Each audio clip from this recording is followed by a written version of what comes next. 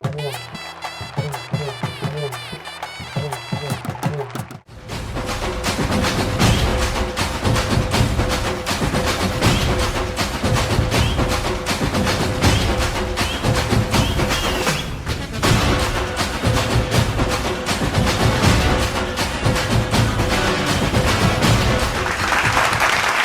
முதல எழுத்தெல்லாம் ஆதி பகவன் முதற்றே உலகு.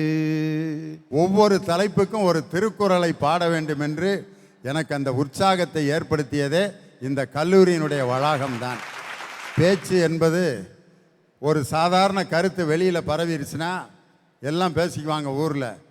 ஊரெல்லாம் இதே பேச்சப்பா, உன்னைய பற்றி தான்ப்பா பேசுகிறாங்க, அந்த கடையை பற்றி தான் பேசுகிறாங்க, அந்த வீட்டை பற்றி தான் பேசுகிறாங்கன்னு ஏதாவது ஒரு சம்பவம் நடந்தால் ஒரு நிமிஷத்தில் ஊர் முழுவதும் அந்த பேச்சு பரவிடுது.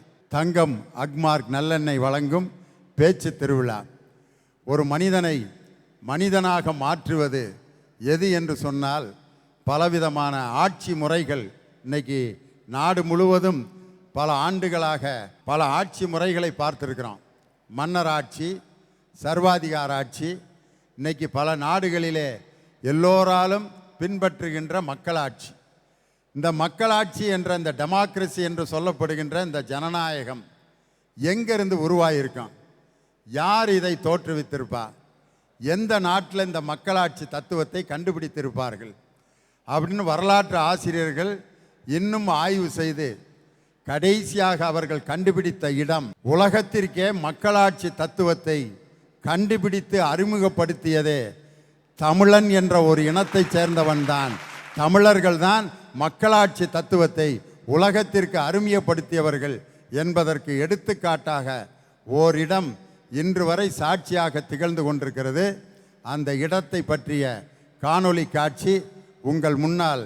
உத்தரமேரூர் கல்வெட்டுகள் உலக மக்கள் அனைவராலும் ஏற்றுக்கொள்ளப்பட்ட மக்களாட்சி முறையை 1200 ஆண்டுகளுக்கு முன் அறிமுகம் செய்தவன் தமிழன் என்பதற்கு அசைக்க முடியாத சாட்சியாய் விளங்குவதுதான் இந்த உத்தரமேரூர் கல்வெட்டுகள். ராஜமல்லர் என்று அழைக்கப்பட்ட முதலாம் பராந்தக சோழனால் கட்டப்பட்ட வைகுண்டநாதர் கோவிலில்தான் இந்த கல்வெட்டுகள் அமைந்துள்ளன. உள்ளாட்சி நிர்வாகத்தின் அடிப்படை கூறுகளையும் அன்றே தனது ஆட்சியில் நடைமுறைப்படுத்தி அதில் வெற்றியும் கண்டவன் பராந்தக சோழ மன்னன். தோட்டங்களை பராமரிக்க தோட்டவாரி, வருமானத்தை பராமரிக்க பொன்வாரி, ஏரிகளை பராமரிக்க ஏரிவாரி என்று உள்ளாட்சி நிர்வாகத்தை வாரியங்களாக பிரித்து அதற்கு தலைவர்களும் தேர்ந்தெடுக்கப்பட்டுள்ளனர். அந்த தலைவர்கள் குடவோலை முறைப்படி தேர்வு செய்து தேர்தல் என்ற மக்களாட்சி நடைமுறையை அறிமுகம் செய்தவன் தமிழன்தான் என்பதற்கான ஆதாரபூர்வமான சாட்சி இந்த உத்தரமேரூர் கல்வெட்டுகள். ஒரு கட்டிடம் முழுவதும் கல்வெட்டுகள் நிறைந்த இடம் இந்த இடம்தான். இந்த கல்வெட்டு எழுத்துக்கள் வரிசையாக அழகாக ஓவியம் போல் அமைந்துள்ளன. தகுதி உள்ளவர்கள் மட்டுமே தலைவர்கள் ஆக முடியும்.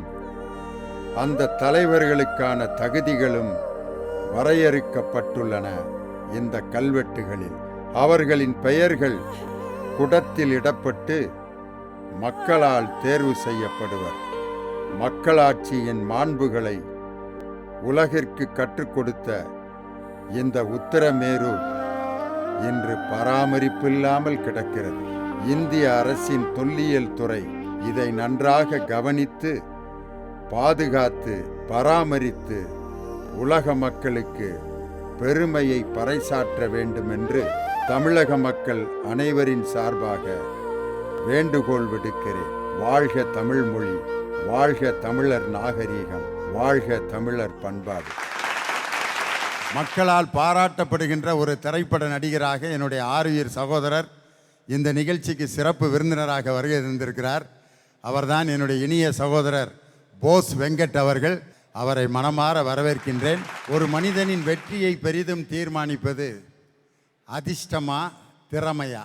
அதிர்ஷ்டம்தான் ஒரு மனிதனுடைய வெற்றியை தீர்மானிக்குதுன்னு 3 பேர், இல்லை அவன் பெற்றிருக்கக்கூடிய திறமைகள் தான் அப்படின்னு 3 பேர். ஓட்டப்பந்தயத்தில் இப்படி ரெடியாக இருக்கான் ஒருத்தன், அவன் பார்க்குறதுக்கு ஓடுறது கூட தகுதி இல்லாத மாதிரி இருப்பான். அவனை நீங்கள் கேட்டால் கூட என்ன சொல்லுவான்னா, இந்த ஓட்டப்பந்தயத்தில் எதுக்குடா உட்காந்துருக்கேன்னா, நான் தான் ஃபஸ்ட்டு வர போகிறேன், ஃபஸ்ட்டு வர்றதுக்காக தான் நான் இங்கே உட்காந்துருக்கேன், இந்த போட்டியில் கலந்துருக்கேன் அப்படின்னு வெற்றி பெறுவதற்காகத்தான் போட்டியாளர்கள் போட்டியிலே கலந்து கொள்கிறார்கள். ஒரு கல்லூரியிலே வெற்றி அடைய வேண்டும் அப்படின்பதற்காக தான் கல்லூரியில் நம்ம படிக்க வர்றோம். வெறும் மார்க் வாங்கி gold medal, distinction, university rank இது மட்டும் வாங்கிறது ஒரு பெரிய வெற்றி அல்ல. அது எப்போயாவது ஒரு பேப்பரில் போடுவாங்க, அல்லது கல்லூரியில் பிரின்சிபல் ரூமுக்கு முன்னாடி ஒரு ஃபோட்டோ போட்டு யூனிவர்சிட்டி ரேங்க் ஹோல்டர் அப்படின்ட்டு இப்படி ஒரு ஃபோட்டோ போட்டிருப்பாங்க. அந்த மாணவர்களும் வெற்றி பெற்றவர்கள் தான். அதைவிட பெரிய வெற்றி பெற்றவர்கள் யாருன்னா, அந்த கல்லூரியில் படித்து முடிச்சுட்டு போன பிறகு ஒரு 10 வருஷம் கழித்து கூட தான் கூட படித்த மாணவர்களில் உங்களுக்கு யாரை நினைவில் இருக்கிறது அப்படின்னு கேட்டால், ரேங்க் வாங்கினவன் உங்களுடைய நினைவுக்கு வரமாட்டான். அந்த கல்லூரியில் மிகப்பெரிய ஸ்போர்ட்ஸில் அல்லது ஒரு கேமில் ஆல் இண்டியா கோல்டு மெடல் வாங்கியிருப்பான், அல்லது மேடையில் அழகாக பாட்டு பாடி பலகுரலில் பேசி நகைச்சுவை நிகழ்ச்சிகளில் பங்கேற்று அந்த காலேஜில் எந்த விழா நடந்தாலும் அவன் தான் மேடையில் இருப்பான். அந்த மாணவனை மட்டும் கல்லூரியில் யாரும் மறக்கவே மாட்டார்கள். உண்மையிலே வெற்றி என்பது ஒரு மதிப்பெண்ணை பெறுவது மட்டுமல்ல, மற்றவர்களோடு பழகுகின்ற ஆற்றல், தனித்திறமைகளை வளர்த்து கொள்ளுதல் எல்லாமே சேர்ந்தது தான் வெற்றி. ஒரு காதலில் ஒரு பெண்ணை ஒருத்தன் விரும்புகிறான், அந்த பெண்ணை எப்படியாவது வாழ்க்கை துணையாக மாற்றிக்கணும் அப்படின்னு போராடுறான். ஜாதி தடங்களாக இருக்குது, படிப்பு தடங்களாக இருக்குது, அல்லது வீட்டினுடைய வசதிகள் தடங்களாக இருக்குது. இவ்வளவு தடைகளை மீறி பல பிரச்சனைகளில் ஈடுபட்டு பல அவமானங்களை சந்தித்து ஒரு 15 வருஷம் கழித்து 33 வயசு 2 பேரும் காத்திருந்து 12 வருஷம் கழித்து வெற்றிகரமாக திருமணத்தை முடிக்கும் பொழுது அப்போ ஏற்படக்கூடிய ஒரு மகிழ்ச்சி மாதிரி உலகத்தில் வேற எதுவுமே மகிழ்ச்சியை தருவதில்லை. தான் நினைத்ததை அடையும் பொழுதும், தான் எதிர்பார்த்தது கிடைக்கும் பொழுதும் ஒரு மனிதன் வெற்றியை பெறுகிறான். அந்த வெற்றிக்கு எது காரணம்? முதல் பேச்சாளராக வருபவர் செல்சி ரிசிட்டா. கல்லும் முள்ளும் குதித்து வந்தேன், பெரும் கடலும் செடியும் கடந்து வந்தேன், எல்லை விரிந்த செம்மவெளி எங்கும் நான் இறங்கி தவழ்ந்து தவழ்ந்து வந்தேன், ஏறாத மேடுகள் ஏறி வந்தேன், பல ஏரி குளங்கள் நிரம்பி வந்தேன், ஊராத ஊற்றிலும் முட்புகுந்தேன், மன ஓடைகள் பொங்கிட ஓடி வந்தேன், 1000 காலால் நடந்து வந்தேன், நன்சை அத்தனையும் சுற்றி பார்த்து வந்தேன், நேயமுற புன்சை காட்டிலும் அங்கு அங்கு நீரை இறைத்து நெடுக வந்தேன், அள்ளும் பகலும் அலைந்து வந்தேன், எங்கள் ஆளி இறைவனை காண வந்தேன், நில்லும் எனக்கு நீ நேரமில்லை, இன்னும் நீண்ட வழி போக வேண்டும் அம்மா. இது ஒரு ஆறின் ஓட்டம் மட்டுமல்ல, ஒரு துளி நீரின் பயணம். கடல் நீரில் கலந்து வெற்றி கொண்டாட்டத்தை காண்பது போல தமிழகத்தின் தென்னெல்லை தேவக்கோட்டையிலிருந்து சென்னை மாநகரில் கலைமாமணியின் பேச்சு திருவிழா அரையிறுதி போட்டியில் கலந்து கொள்ள உங்கள் முன் நிற்பதே என் அதிர்ஷ்டத்தின் வெற்றி. என்னையா பார்க்குறீங்க? இன்று நான் பேச இருக்கும் தலைப்பு வெற்றியை தீர்மானிப்பது அதிர்ஷ்டமே. கோவில் கோபுரத்தில் கல்லால் ஆன சாமி சிலையை அன்னார்ந்து பார்த்து கும்பிடும் மக்கள் தான் சாமி சிலை செஞ்ச மீதி கல்லுல தேங்காயை போட்டு உடைக்கிறாங்க. ஐயா, கல்லு என்னமோ ஒண்ணுதான், ஆனா அதோட அதிர்ஷ்டத்தை பொறுத்து தான் வெற்றி கிடைப்பதும் உடைப்பதும் இருக்குது. ஒரே கல்லு தான், சாமியா சிலையா இருக்கிறது அந்த கல்லு தான். அதே கல்லு தான் கீழே படிக்கட்டில் 10,000 பேர் அதை மிதின்னு மிதிக்கிறான். இருக்கிற இடத்தை பொறுத்து அந்த கல்லுக்கு மரியாதை. சாமியாக மாறிய கல் அதிர்ஷ்ட கல், 1000 பேரிடம் மிதி வாங்குகிற கல் அதிர்ஷ்டம் இல்லாத கல். அதிர்ஷ்டமும் திறமையும் அப்படிதான். கோவில் வாசலில் நின்றவனை கோபுரத்தில் தூக்கி வைப்பதும், திண்ணையில் உட்கார்ந்திருந்தவளுக்கு திடுக்குன்னு கல்யாணமாவதும் அதிர்ஷ்டத்தினாலே தான். இந்த அதிர்ஷ்டம் வெற்றியை மட்டும் விட்டுவிடவாயா போகுது? உள்ளம் என்றும் இப்போதும் உடைந்து போக கூடாது. என்ன இந்த வாழ்க்கை என்ற எண்ணம் தோன்றக்கூடாது. திறமையை மட்டுமே நம்புகிறவன் பயப்படுகிறான். அதிர்ஷ்டத்தை நம்புகிறவன் நேர்மறை எண்ணத்தோடு சந்தோஷமாய் வெற்றியடைகிறான். நிலால முதல்ல காலடி எடுத்து வச்சது யாருன்னு கேட்டா எல்லாருமே சொல்லுவாங்க நீல் ஆம்ஸ்ட்ராங் என்று. ஆனா முதலில் காலடி எடுத்து வைக்க தேர்ந்தெடுக்கப்பட்ட திறமையான நபர் தான் ஐயா பஸ் ஆல்ட்ரின். தனக்கு கொடுத்த வாய்ப்பை திறமை இருந்தும் பயத்தால் சரித்திர சாதனை வெற்றியை இழந்து விட்டார். ஆனால் கிடைத்த அதிர்ஷ்டத்தை சரியாக பயன்படுத்திய நீல் ஆம்ஸ்ட்ராங் சரித்திர வெற்றியை பெற்றுவிட்டார். ஐயா, மனிதன் உணவின்றி 40 நாட்களும், நீரின்றி 3 நாட்களும், காற்றின்றி 3 நிமிடமும் உயிர் வாழலாம். ஆனால் நம்பிக்கையின்றி 3 நொடி கூட உயிர் வாழ முடியாது. KFC சிக்கன் நிறுவனத்தை பத்தி கேள்விப்பட்டிருப்பீங்க. அது நல்லதா கேட்டதான்னு நான் இப்போ பேச வரல. ஆனா அந்த பிராண்டை உருவாக்குன கேனல் சாண்டஸை பத்தி தான் நான் இப்போ பேச போறேன். அவருடைய 40 வயதில் உருவாக்கிய பிராண்ட் 1009 முறை ரிஜெக்ட் பண்ணிட்டாங்க. ஆனா அவருடைய 65 வயசுல தான் அதுக்கு வெற்றி கிடைச்சது. வெற்றியை தீர்மானிப்பது திறமைன்னு சொன்னா அப்ப 40 வயசுலயே இப்ப அவர் ஜெயிச்சிருக்கணும்ல. ஆனா தள்ளாடும் 65 வயசுல அதே திறமையால ஜெயிச்சாரு. அத அதிர்ஷ்டம்னு சொல்லாம வேற என்னன்னு சொல்ல? நேர்மறை எண்ணங்கள் வாழ்க்கையின் சுகம், எதிர்மறை எண்ணங்கள் வாழ்க்கையின் சுமை. நேர்மறையான செயல் வார்த்தை அல்ல, அது வாழ்வின் வெற்றி. இந்த நேர்மறை எண்ணத்தை தான் பேராசிரியர் வைஸ்மேன் அதிர்ஷ்டம்னு சொல்றாரு. நேரம் காலம் சூழ்நிலைக்கு பயப்படாதவரும் இல்ல, அதிர்ஷ்டத்தின் மேல ஆசைப்படாதவரும் இல்ல. அதைத்தான் பெரியவங்க சொல்லுவாங்க, உன் காட்டுல மழை தான் போ, அதிர்ஷ்டம் வாசக்கதவை தட்டுது போல, கொடுக்கிற தெய்வம் கூரையை பிச்சுக்கிட்டு கொடுக்குதுன்னு சொல்லுவாங்க. சிரிப்பதற்கு பற்களை இறைவன் தந்தாலும் திறமை போல சிரிப்பதற்கான சந்தர்ப்பத்தை, சூழ்நிலையை நாம் தான் உருவாக்க வேண்டும். வெற்றியை தீர்மானிக்கும் அதிர்ஷ்டத்தை போல அதிர்ஷ்டம் என்னை தேடி வரும் என்ற நேர்மறை சிந்தனையோடு வாய்ப்புக்கு நன்றி, வணக்கம். விவாதத்தை ரொம்ப அருமையாக தொடக்கி வச்சுருக்காங்க. டிசம்பர் 12ஆம் தேதி பிறந்தது சூப்பர் ஸ்டார் ரஜினிகாந்த். அதே டிசம்பர் 12ஆம் தேதி எத்தனையோ பேர் பிறந்திருக்கான். அதே 12ஆம் தேதி பிறந்து ரஜினிகாந்த்லாம் ஒரு அப்பா தன்னுடைய பிள்ளைக்கு பேர் வச்சார். ஆனால் எல்லோருமே சூப்பர் ஸ்டாராக மாறிவிடவில்லை. ஒரே ஒருத்தர் மட்டும்தான் சூப்பர் ஸ்டாராக ஆக முடியும். காரணம், அவருக்கு அதிர்ஷ்டம் இருக்கிறது. அதனால தான் சூப்பர் ஸ்டார் ஆனார். வடிவேலு மதுரையிலேருந்து கிளம்பி வர்றப்ப அவர் முதல்ல எதில் வந்தார்னா ஒரு கரும்பு லாரியில் ஏறி வந்திருக்கார். கரும்பு லாரியில் ஏறி வந்து தான் சினிமாவில் வாய்ப்பு கேட்க வந்திருக்கார். இதை ஒரு பேட்டியில் அவர் சொல்லவும், நம்மளும் கரும்பு லாரியில் ஏறி வந்தால் வடிவேல் மாதிரி ஆயிரலான்டான். வடிவேல் மாதிரி கரும்பு லாரியில் பிறப்பிட்டு வந்து நிறைய பேர் விழுப்புரத்தில் வயரில் அடிபட்டு செத்தவன்லாம் இருக்கான், அல்லது லாரியில் கீழே விழுந்து செத்து போயிருக்கான், அல்லது போலீஸ் பிடிச்சி ஸ்டேஷனில் உட்கார வச்சுருக்கான். லாரிக்கு மேலே ஏன்டா படுத்துட்டு வர்ற, உன்னை சந்தேக கேஸில் பிடிச்சி உள்ளே வைக்கிறேன்ட்டு. அப்போ அவன் ஜெயிலுக்குள்ளே உட்காந்து என்ன நினச்சிருப்பேன், ஏண்டா கரும்பு லாரியில் போய் வடிவேல் மாதிரி வைகை புயலாக மாறலாம்னு பார்த்தா இப்படி ஸ்டேஷனில் அன்றாயரோடு உட்கார வச்சுட்டாங்களேடா, இப்படி பொழப்பு.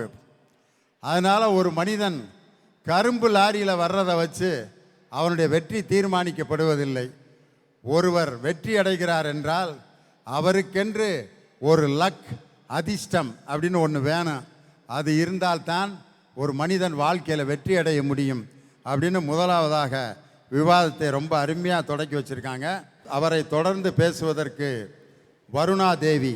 வெற்றியை தீர்மானிப்பது திறமை மட்டும்தான். அதிர்ஷ்டங்கிறது ஒன்று இருக்கு பாருங்களேன், அதுதான் சைட் அடிக்கிற பொண்ணு. எப்ப எந்த நேரத்தில் எங்கன எப்படி கவுத்துடுங்கனே தெரியாது. ஆனா அந்த திறமைங்கிறது கட்டின பொண்டாட்டி மாதிரி போனாலும் போவாது, கடைசி வரைக்கும் இருக்கும். நம்மளுடைய வாழ்க்கைய வெற்றி பாதையில மட்டும்தான் கொண்டு செல்லும். சார், 1000 முறை தோற்கடிக்கப்பட்ட ஒரு மாணவன், பள்ளியிலேயே படிப்பதற்கு தகுதி இல்லாதவன், அதிர்ஷ்டம் இல்லாதவன் சொல்லப்பட்ட மாணவன் இல்லைன்னா இன்னைக்கு நம்ம வெளிச்சத்தில் உட்கார்ந்துருக்க முடியாது சார். அவரினுடைய வாழ்க்கையில் வெற்றியை தீர்மானித்தது திறமை மட்டும்தான் என்பதனை மறந்துவிடக் கூடாது அல்லவா? பல்கலைக்கழகத்துல படிச்சவனுக்கு கூட இன்னைக்கு பணி இல்லை. ஏன்னா நிலைமை அப்படி, எஜுகேஷன் சிஸ்டம் ஃபால்ட்டு.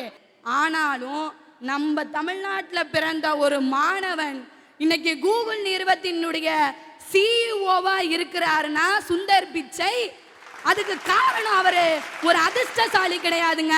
அதுக்கு காரணம் அவருடைய திறமை மட்டும்தான். சார், உங்க அதிர்ஷ்ட லட்சுமியை பிக்கப் பண்றதுக்குள்ள எங்க பசங்க படுற பாடு அவங்களுக்கு மட்டும்தான் தெரியும். எல்கேஜி ஸ்டூடெண்ட்ஸுக்கு கூட ரிட்டன் எக்ஸாம் வச்சு தான் ஸ்கூல்ல சீட்டே கொடுக்குறான். அப்ப இந்த இன்ஸ்டியூட்ல படிக்கப்படுற மாணவங்க எல்லாம் அதிர்ஷ்டத்தினால இங்க தேர்ந்தெடுக்கப்படல, அவங்களுடைய திறமைகளால தான் தேர்ந்தெடுக்கப்படுறாங்க. சார், நான் ஒரு அம்பானியோட மகனா பிறந்திருக்கலாம், நான் ஒரு அப்துல் கலாமினுடைய உறவினரா இருந்திருக்கலாம். அது பேர்னா அதிர்ஷ்டம் கிடையாதுங்க. நான் எப்ப ஒரு அம்பானியாவும் நான் எப்ப ஒரு அப்துல் கலாமாவும் உருவாகிறேனோ அந்த திறமைக்கு கிடைக்க பெற வெற்றி தாங்க வாழ்க்கை. பிறவியில எந்த ஒரு அதிர்ஷ்டசாலியும் கிடையாது. ஹெலன் கெல்லர் இன்னைக்கும் அவங்களுடைய பெயர் போற்றப்படுதுன்னா அதுக்கு என்ன சார் காரணம்? அதிர்ஷ்டம் கிடையாது, அவங்களுடைய திறமை மட்டும்தாங்கிறத ஒரு நாளும் மறந்துடாதீங்க சார். கால் கிடையாது, நடக்க முடியாது, எட்டி வைக்க முடியாது, எட்டாத உயரத்துல உள்ள இமயமலையில தன்னோட கொடியை நாட்டுனா பாத்தீங்களா அருணிமா சிங், அவகிட்ட இருக்குங்க திறமை. அதுதான் வெற்றி. ஒரு பாறைக்கு கூட அதிர்ஷ்டம் இருந்தாதான் அது சாமி சிலையா போய் உட்காருமா, அது கிடையாதுமா. ஒரு சிற்பி தன்னுடைய புலியினால செதுக்குறான், அந்த கல் என்ன பண்ணுன்னா உருண்டு ஓடிடுது, அந்த வலியை தாங்க முடியல, அது கடைசி வரைக்கும் காலடியிலே பட்டு கிடக்கு. அந்த வலியை பொறுத்துக்கிட்டனால அந்த திறமையினாலதான் அது சாமி சிலையா இருந்துகிட்டு இருக்கு. எனவே வெற்றியை தீர்மானிப்பது திறமை மட்டுமே மட்டுமே என கூறி வாய்ப்பளித்த அனைவருக்கும் நன்றி பாராட்டி விடைபெறுகிறேன். நன்றி, வணக்கம். இன்னைக்கு மிகப்பெரிய அர்த்த சாஸ்திரத்தை உருவாக்கிய சாணக்கியன் ஒரு ஜோதிடர்கிட்ட போறாரு. அவருடைய கையை நீட்டுறாரு. அந்த ஜோசியக்காரன் பார்த்துட்டு சொல்கிறான், உனக்கு புத்தி ரேகையே கிடையாது, நீ இன்னும் ஒரு மாதத்தில் பைத்தியம் முடிச்சு இந்த உலகத்தில் சட்டையை கிழிச்சிக்கிட்டு அலைவேங்கிறான். யார்? ஜோசியக்காரன். ஆனால் சாணக்கியர் என்ன செஞ்சார்னா, புத்தி ரேகை எப்படியா இருக்கும்னு கேட்டிருக்காரு. இந்த நடு கையிலிருந்து நேராக நடு விரல் வரைக்கும் ஸ்ட்ரெயிட்டாக போகிற ரேகைக்கு பேர் தான் புத்தி ரேகைன்னு. சாணக்கியன் என்ன செஞ்சார்னா, அவருடைய கையை நீட்டி ஒரு கத்தி எடுத்து நடுவிலிருந்து அப்படியே கீறி ஒரு கோட்டை உருவாக்கி அந்த கோடு தழும்பா மாறி அந்த தழும்பு கருப்பு கோடாக உருவாச்சு. இன்னொரு ஜோசியக்காரன்ட்ட போய் கேட்டிருக்காரு, நான் என்னுடைய வாழ்க்கை எப்படி இருக்குன்ட்டு. புத்தி ரேகை ஸ்ட்ராங்காக இருக்குது, நீ இந்த உலகத்திற்கே அறிவை நீ தான் சொல்லி கொடுப்பாய் அப்படின்னு இன்னொரு ஜோசியக்காரன் சொல்லியிருக்கான். அந்த புத்தி ரேகை அவருக்கு பிறப்பில் அதிர்ஷ்டத்தில் கிடைக்கவில்லை, தன்னுடைய உழைப்பினால் தானே தனது கையை கீறி கொண்டு தனது நம்பிக்கையினால் இன்னைக்கு அர்த்த சாஸ்திரம் என்ற நூலை உருவாக்கி ஒரு அரசியலில் எப்படி நடத்த வேண்டும், ஒரு நாட்டை எப்படி நடத்த வேண்டும் என்ற அந்த அறிவுபூர்வமான சிந்தனைகளை தொகுத்து தந்த சாணக்கியன் தன்னுடைய திறமையால் தான் இன்று மதிக்கப்படுகிறாரே ஒழிய அவர் கையில் கட்டியிருந்த கயிறோ அவர் கையில் கட்டியிருந்த மோதிரமோ இன்னைக்கு அவருடைய திறமையை வெளிக்காட்டவில்லை. அதனால் திறமை தான் அப்படின்னு ரொம்ப அழகாக பேசினாங்க. அதற்கு அடுத்து இந்த விவாதத்தில் பங்கேற்க முரளி சார். என் பரம்பரையோட பாரம்பரிய விளையாட்டை ஜெயிக்கணும்னா கூட அதிர்ஷ்டம் தான் தேவை. என்ன விளையாட்டுன்னு தெரியுமா? என்ன விளையாட்டியா? லங்கா கட்டை உருட்டுறது. அதிர்ஷ்டம் இருந்தால் மட்டும்தான் ஜெயிக்க முடியும். எங்கள் மாமா பொண்ணு ரொம்ப திறமைசாலி, எக்ஸ்ட்ரா கரிக்குலம் ஆக்டிவிட்டீஸில் ஆர்வம் அதிகம். போன வருஷம் தீபாவளிக்கு, டேய் நான் முறுக்கு சுட போகிறேன்டா வீட்டுக்கு வாடா அப்படின்னா. இவ டாடியோட லிட்டில் பிரின்சஸ் ஆச்சே, ஹபிட்டிச்சு பாச்சிப்புல் அப்படின்ட்டு நேராக போயிட்டேன். போனால் முறுக்க கடையிலேருந்து வாங்கிட்டு வந்துட்டு பொம்மை துப்பாக்கி வச்சு டிமில் டிமில் டிமில் டிமில்னு சுட்டுன்னு இருக்கா. எப்பேற்பட்ட திறமைசாலி பார்த்தீங்களா? ஆனால் என்ன பிரயோஜனம்? அதிர்ஷ்டம் இல்லையே. போன வாரம் எங்கள் மாமா மகளுக்கு பிடிக்குமே அப்படின்னு சொல்லிட்டு 2 பரோட்டா ஒரு ஆம்லேட் வாங்கிட்டு வந்தார்.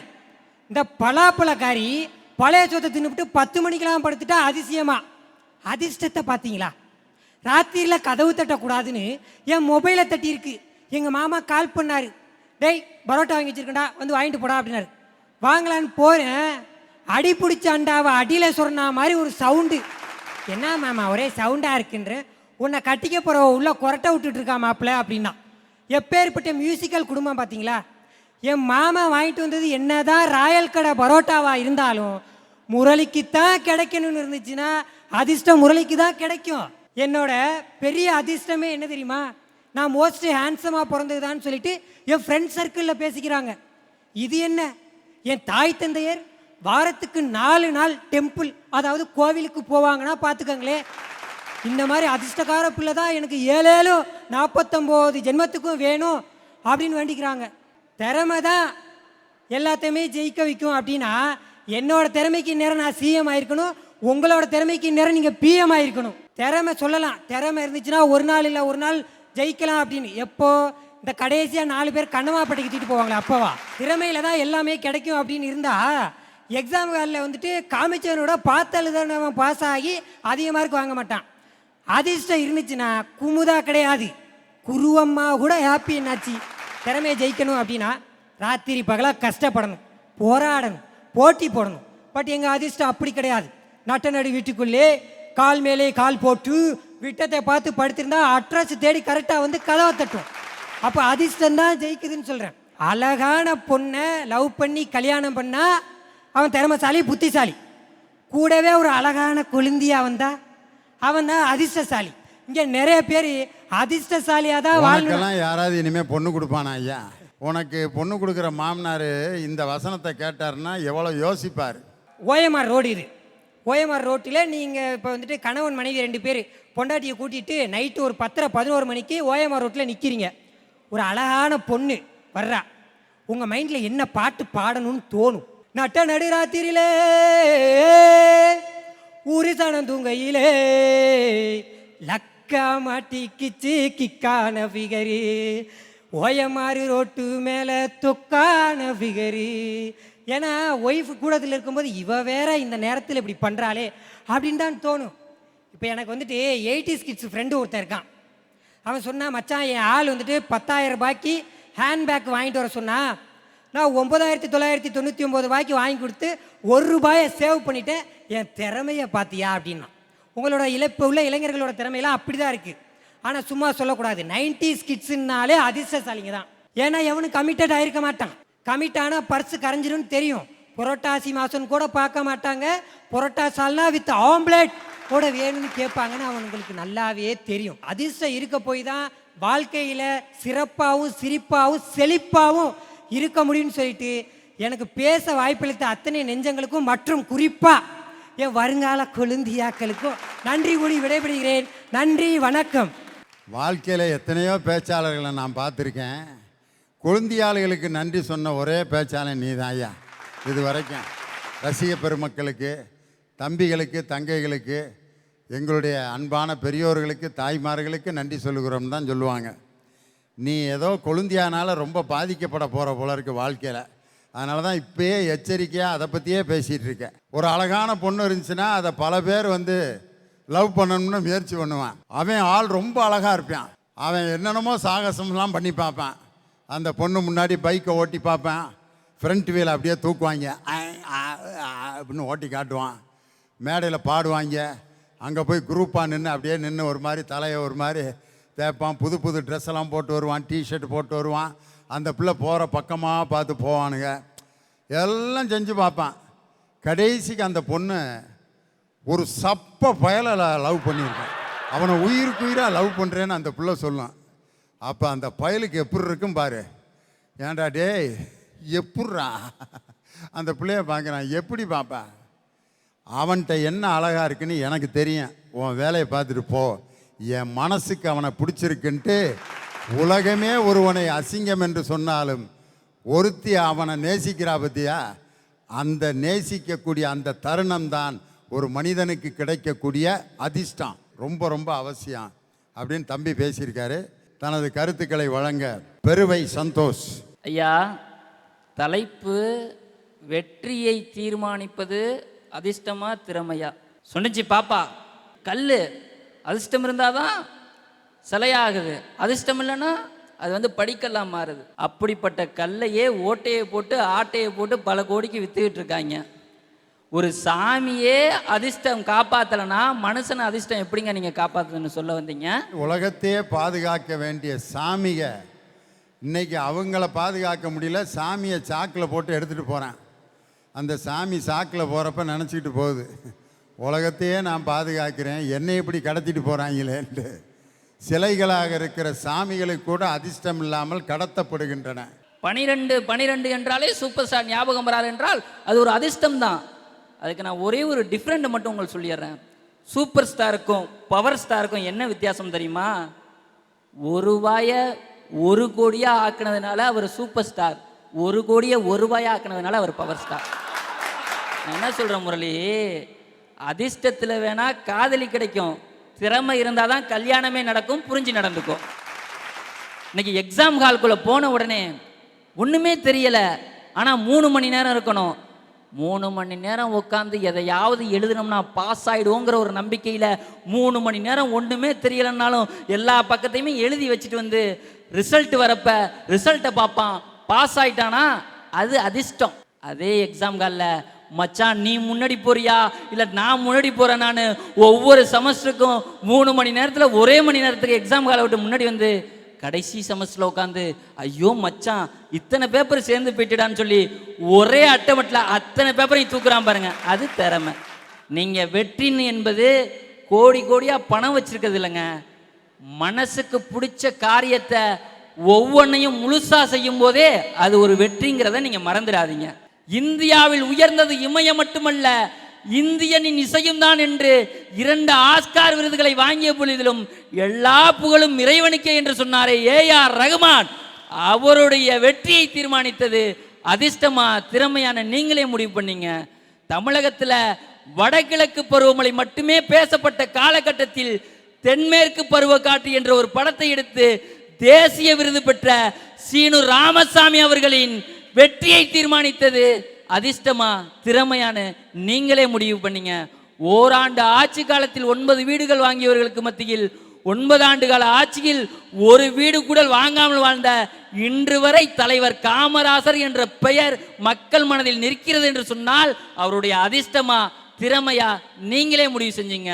விருதுகள் பெற்ற பொழுது இந்தியனாக இருந்தாலும் விடை பெற்ற பொழுது தமிழனாக ஒட்டுமொத்த உலகத்தையுமே ராமேஸ்வரத்தை திரும்பி பார்க்க வைத்த ஏபிஜே அப்துல் கலாம் அவர்களின் பெயர் இந்த மண்ணிலே இருக்கிறது என்று சொன்னால் அது அதிர்ஷ்டமா திறமையான நீங்களே முடிவு பண்ணீங்க. மாற்றான் தோட்டத்து மல்லிகைக்கு மனம் உண்டு என்று ஒற்றை வார்த்தையில் 1000 அர்த்தங்களை வைத்த அறிஞர் அண்ணாவின் பெயர் இந்த மண்ணிலே இருக்கிறது என்று சொன்னால் அவருடைய அதிர்ஷ்டமா திறமையா நீங்களே முடிவு பண்ணீங்க. இவன் நின்னா தீட்டு, பார்த்தா தீட்டு, உக்காந்தா தீட்டுன்னு சொன்ன ஒருத்தன் தான் தீட்டு தீட்டு என தீட்டி இந்திய அரசியல் சாசன சட்டத்தையே தீட்டி கொடுத்த அம்பேத்கர் இன்று தமிழகத்திலும் கொண்டாடப்படுகிறார் என்று சொன்னால் அது அவருடைய அதிர்ஷ்டமா திறமையா என்று நீங்களே முடிவு செய்து கொள்ளுங்கள் என்று சொல்லி, மனிதனை எழுந்து வா, மானுடம் படைக்கவா, உன் பாதங்கள் நடக்க துவங்கினால் பாதைகள் மறுப்பதில்லை, சுடுமறை நெருப்பு சுற்றுமறை பூமி போராடும் வரை மனிதன் ஞாலம் கருதினும் கைகூடும் அடி நானும் அவனும் ஒரு கட்சி காலம் ஒரு நாள் சொல்லட்டும் நாம் கடலை எரிக்கும் தீக்குச்சி. வாய்ப்புக்கு நன்றி. எல்லோராலும் பாராட்டப்பட்டு கொண்டு இன்று வரை ஓடிக்கொண்டிருக்கக்கூடிய நேர்கொண்ட பார்வை என்ற படத்திலே அஜித் நடித்த அந்த நடிப்பிற்கு இணையான ஒரு நடிப்பு வேற எதுவும் இல்லை. என்ன காரணம்னா அந்த 3 பெண்கள் ஒரு முக்கியமான சிக்கலில் மாட்டிக்கிடுவாங்க. அஜித் அதில் ஒரு மிகப்பெரிய திறமையான லாயர், அவர் எடுத்த கேஸ் எல்லாமே வெற்றி அப்படிங்கிற மாதிரி ஒரு நம்பிக்கையை எல்லாத்துக்கிட்ட ஏற்படுத்தினவர். ஆனால் அந்த படத்தில் அந்த கேஸு தோத்து போகிற நிலைமையில் ஜட்ஜு கேட்பார், எனி கொஸ்டின்ஸ் அப்படின்னு கேட்டோன்னே ஒரே பதிலை ஒரே வார்த்தையை 5 தடவை சொல்லுவார், நோ நோ நோ நோனா நோ தான் அப்படின்னு சொன்னதிலேயே அந்த ஜட்ஜு அந்த விவாதத்தினுடைய உண்மையை புரிந்து கொண்டு அந்த பெண்கள் குற்றமற்றவர்கள் என்று விடுதலை செய்வார்னு சொன்னால் அந்த இடத்தில் அந்த வழக்கறிஞரின் திறமையால் தான் அந்த வழக்கிலிருந்து அந்த பெண்கள் விடுதலை பெற்றார்களே ஒழிய அவர் ரொம்ப அதிர்ஷ்டமான லாயர், ரொம்ப லக்கான லாயர் அப்படின்னு பேர் வாங்கினதில்லை. அந்த கடைசி நேரத்தில் அவருடைய திறமை தான் அந்த பெண்களை விடுதலை செய்தது. அதனால் ஒரு மனிதனுடைய திறமை தான் அவனுடைய வெற்றியை தீர்மானிக்கிறது என்று ரொம்ப அழகாக பெருவை சந்தோஷ் பேசினார். அவரை தொடர்ந்து உங்கள் முன்னால் பேச உங்கள் கரவொலியோடு ஞானப்பிரகாஷ். ஐயா, இன்னைக்கு அதிர்ஷ்டம்னா என்ன தெரியுமா? பரீட்சைக்கு படிக்காமலே அவன் போய் எக்ஸாம் எழுதி பாஸ் பண்ணா அது அதிர்ஷ்டம். எலெக்ஷன்ல நிற்கிறது யாருன்னே தெரியாம மக்கள் ஓட்டு போட்டு தெரியாதனமா அவன் ஜெயிச்சு புட்டா அது அதிர்ஷ்டம். பைக்கில் ஹெல்மெட் இல்லாமல் போகும்போது போலீஸ்காரன் நம்மளை மடக்கலைன்னா அது அதிர்ஷ்டம். சண்டை போடாத பொண்டாட்டியும் சமாதானமாக போகிற புருஷனும் கிடைச்சா அது அதிர்ஷ்டம். முக்கியமாக நம்ம நாட்டுக்கு நல்ல தலைவர்கள் கிடைச்சா அதுதான் என் மிகப்பெரிய அதிர்ஷ்டம். இன்னைக்கு திறமை இல்லாதவன் தான் மேலிடத்துல இருக்கான். திறமை இருக்க பல பேர் இன்னும் கீழே தான் இருக்காங்க. அதிர்ஷ்ட காத்து வீசுனா குப்பை கூட போய் கோபுரத்தில் நிற்குமா? திறமை மட்டும் இருந்து அதிர்ஷ்டம் இல்லைனா கோபுரம் கூட அந்த குப்பையில தான் விழுமாயா? ஐயா, ஒரு பள்ளிக்கூட மாணவன் வருத்தத்தோட எழுதுனா, எத்தனையோ மேதைகளை உருவாக்க தெரிந்த எங்கள் பள்ளிக்கூடம் வாக்குச்சாவடியாக மாறிய பின்பு ஒரு உத்தமனை கூட உருவாக்க முடியாமல் இடிந்து போனதுன்னு சொல்லி எழுதினாயா? நெய்வேலிக்கும் சிவகாசிக்கும் என்ன தெரியுமா வித்தியாசம்?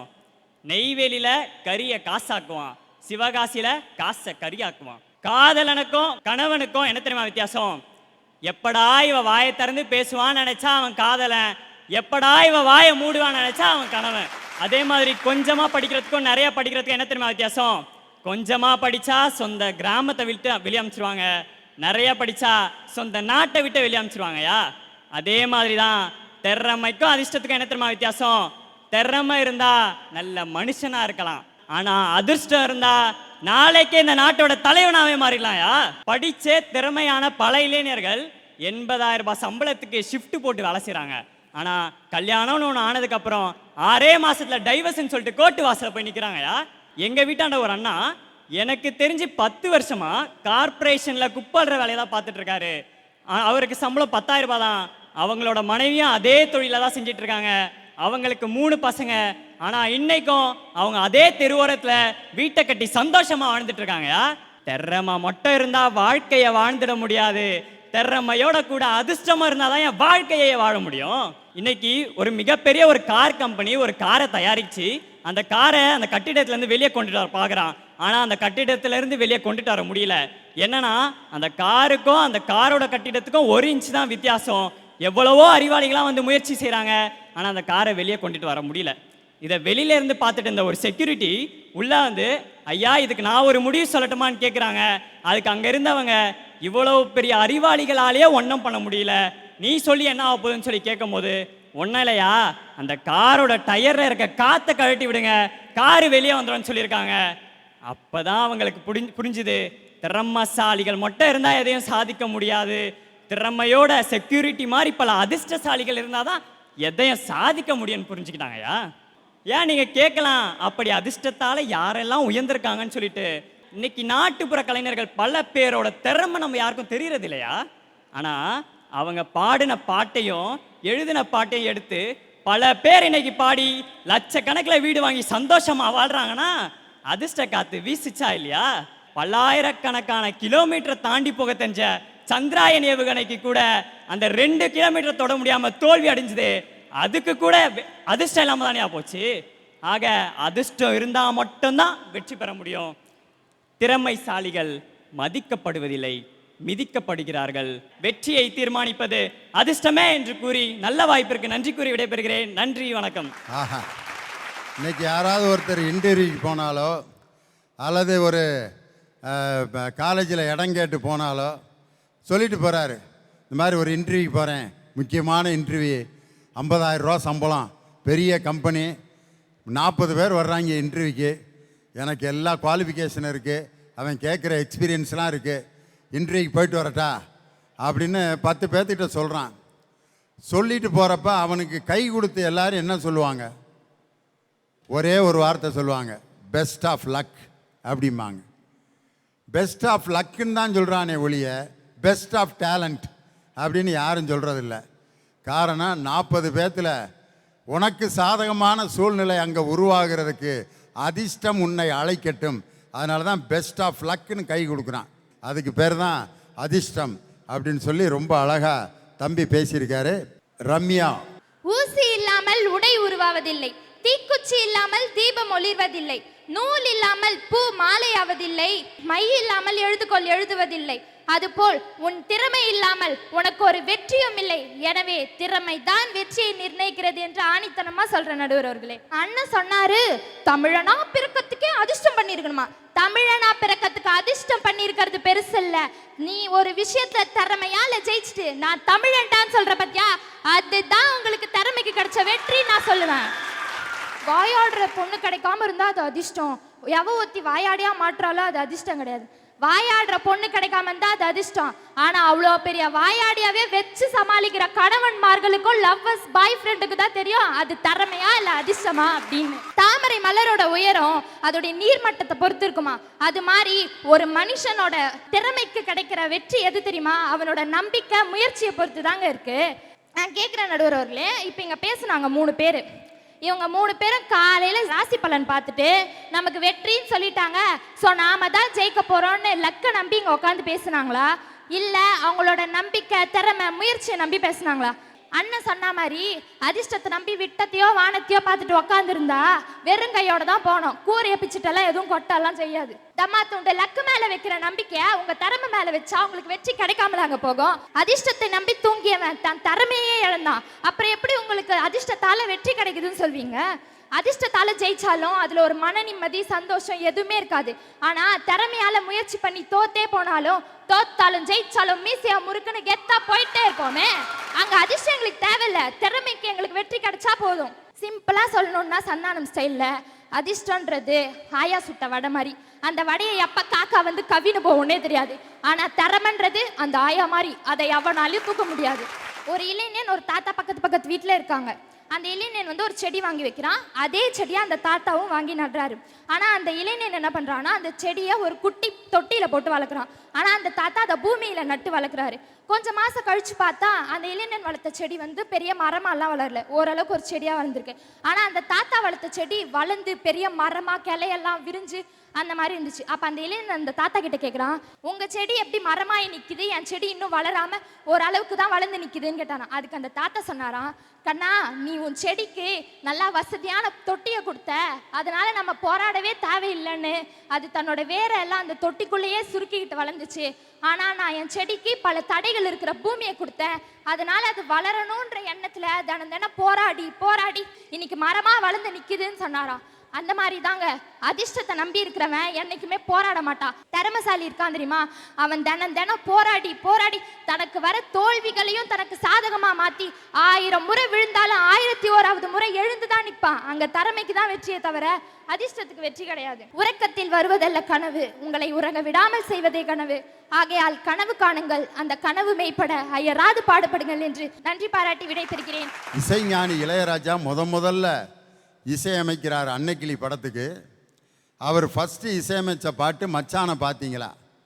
ஜானகி அம்மா பாடுறதுக்கு ஹம்மிங் எடுத்து 1 2 3 4 லாரி ராரி ராரோ ராரி ராரி ராரோ ராரி ராரி ராரோ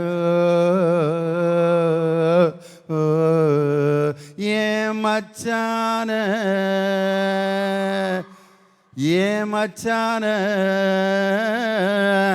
ரெண்டாவது வரியிலேயே கரண்ட்டு கட் ஆயிடுச்சு. வேணாண்டா படம் ஃபெயிலியர் ஆகும்டா, மியூசிக் டைரக்டரை மாற்றிருங்கடா அப்படின்னு சொன்னாங்க. ஆனால் அந்த கருத்துக்களை எல்லாம் மீறி படம் ஃபெயிலியர் ஆனாலும் பரவாயில்ல, அந்த மியூசிக் டைரக்டர் இளையராஜாவின் திறமையின் மீது எனக்கு நம்பிக்கை இருக்கிறது என்று பஞ்சு அருணாச்சலம் என்ற டைரக்டர் அந்த திறமையை மதித்து இசைஞானி இளையராஜாவுக்கு வாய்ப்பு கொடுத்ததுனால தான் இன்னைக்கு மேஸ்ட்ரோ இசைஞானி என்ற இளையராஜா நமக்கு கிடைச்சார். ஒரு ஆட்டோவில் போகிறோம், பேக்கில் ஒரு 2 லட்ச ரூபா பணம். திடீர்னு ஆட்டோவில் மறந்துட்டு வச்சுட்டு நம்ம வாட்டுக்கு வீட்டுக்கு வந்துட்டோம். ஐயோ பேக்கை வச்சுட்டு வந்துட்டேன் 2 லட்சம். ஆட்டோக்காரரு அவ்வளோதான் முடிஞ்சு போச்சுடா, போலீஸ் ஸ்டேஷனில் கம்ப்ளைண்ட் கொடுக்குறான். 2 லட்சம் இந்த ஆட்டோவில் வச்சுட்டு போனேங்க. எந்த ஆட்டோன்னு தெரியுமா? தெரியாதுங்க. டிரைவர் முகம் ஞாபகம் இருக்கா? தெரியல. எந்த ஸ்டாண்டு ஆட்டோ? தெரியல சார். வச்சேன் சார், காணாம் சார்.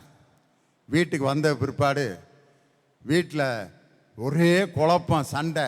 உன்னைய நம்பி 2 லட்சம் கொடுத்தேன் பார், நீலாம் ஒரு மனுஷனா, பொழைக்கிறதுக்கே லாயக்கு இல்லையான்ட்டு 50 பேரும் திட்டுறாங்க. காலிங் பெல் அடிக்குது. கதவை திறந்து பார்த்தா அந்த ஆட்டோ டிரைவர் அந்த பேக்கை கொண்டு வந்து ஒப்படைக்கிறாரு. சார், உங்கள் பேக்கை வச்சுட்டு போயிட்டீங்க, இதை கொண்டு வந்து கொடுக்கறதுக்காக வந்தேன் சார். பேக்கை திறந்து பார்த்தியா? திறந்து பார்த்தேன் சார், பணம் இருந்துச்சு, எவ்வளவுன்னு தெரில சார், பணம் சரியாக இருக்கான்னு பாருங்க சார் அப்படின்னு கொண்டு வந்து கொடுத்தான்னா, இந்த நேரத்தில் திறமையும் இல்லை, உழைப்பும் இல்லை, அவன் அந்த ஆட்டோவில் ஏறிய அதிர்ஷ்டம்தான் அந்த 2 லட்சம் பணம் அவனுக்கு திருப்பி கிடச்சி. ஒரு மனிதனுக்கு அதிர்ஷ்டத்தின் மீது நம்பிக்கையை வைத்து வெவ்வேறு காரியங்களை ஈடுபடுறான். ஒரு குழந்தைய கூட்டு போய் இந்த பிள்ளை நல்லா படிக்கணும், நல்ல திறமையாக வரணும், என்ன செய்யலாம்? இந்த குழந்தை மேசராசி, அஸ்வினி நட்சத்திரம், இந்த லக்கணத்தில் பிறந்திருக்கு. அதனால் இந்த குழந்தைக்கு இந்த சிவப்புக்கல் மோதிரம், பவளத்தில் மோதிரம் போடுங்க, இந்த குழந்தை எப்படி வருதுன்னு பாருங்க அப்படின்னு பவளத்தில் 2 பவுன் மோதிரம் யார் 5 வயசு பிள்ளைக்கு போட்டு விட்றான். போட்டு விட்டு அந்த பிள்ளைய ஸ்கூலில் கொண்டு போய் 1வது சேர்த்து விட்றான். சேர்த்து விட்டு வீட்டுக்கே வரல அந்த பிள்ளை. எங்கடான்னு காணான்னு தேடினா கடத்திட்டு போயிட்டாங்க. எதுக்காக கடத்தினான்னா, அந்த 2 பவுன் மோதிரத்தை ஆட்டையை போடுறதுக்கு அந்த பிள்ளைய கடத்திட்டான். எது தன் குழந்தைக்கு ராசியாக இருக்கும் என்று போட்டானோ அதே ராசிக்கல் மோதிரம் அந்த குழந்தைக்கே வினையாக மாறிடுச்சு. இன்னைக்கு 10 மணிக்கு ஒரு இன்டர்வியூக்கு ஒரு ஆஃபீஸில் கூப்பிடுறாங்க. 10 o'clock இன்டர்வியூ. ஜோசியக்கார்ட்ட போய் கேட்டால் 9 to 10:30 யமகண்டம், அதனால் 10:30 மணிக்கு மேலே நீங்கள் இன்டர்வியூக்கு போங்க அப்படின்னு ஜோசியக்காரர் சொன்னதுக்காக 10:45 போயிருக்கேன் இன்டர்வியூக்கு. 10:30க்கு பிறகு நல்ல நேரம்னு வெளியே போடான்ட்டாங்க. ஆனால் 10 மணிக்கு யமகண்டத்தில் இன்டர்வியூ அட்டன் பண்ணவனுக்கு வேலை கிடச்சிருக்கு. இந்த இடத்துல ராசியோ அதிர்ஷ்டமோ ராசிக்கல் மோதிரமோ அல்லது அவனுடைய ஜோதிடமோ அல்லது அவனுடைய லக்கணமோ அவனுடைய ராசியோ அல்லது நட்சத்திரமோ இந்த இடத்தில் அவன் வெற்றியை தீர்மானிக்கவில்லை. அவன் இன்டர்வியூவில், அந்த நேர்முக தேர்வில் அவனுடைய திறமைதான் அவனுக்கு வேலையை பெற்றுக் கொடுத்ததே ஒழிய அதிர்ஷ்டத்தினால் ஒரு மனிதன் வாழ்க்கையில் உயர்ந்தான் என்று ஒருவரை கூட நாம் சொல்ல முடியாது. வாழ்க்கையில் இன்று வெற்றி அடைந்தவர்கள் அனைவருமே உழைத்து பெற்ற வெற்றியால் தான் அவர்கள் வெற்றி பெற்றிருக்கிறார்களே ஒழிய அதிர்ஷ்டத்தினால் முன்னுக்கு வந்தவர்கள் அல்ல. ஒரு மனிதனுடைய வெற்றியை தீர்மானிப்பது அதிர்ஷ்டம் அல்ல, வெற்றி பெறுவது திறமையால் திறமையால் திறமையால் என்று சொல்லி திறமையே என்று இந்த விவாதத்தை நிறைவு செய்து